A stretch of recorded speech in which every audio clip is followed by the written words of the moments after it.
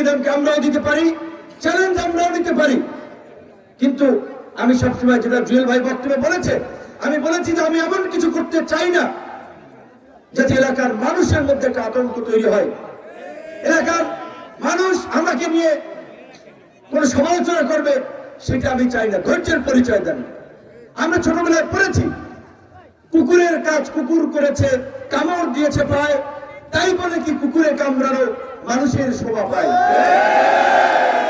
রাস্তার কুকুর যদি আপনার পায়ে কামড় দেয়, আপনি কি জিদ করে রাগ করে একটা কুকুরের কামড় দিবেন? দিবেন না।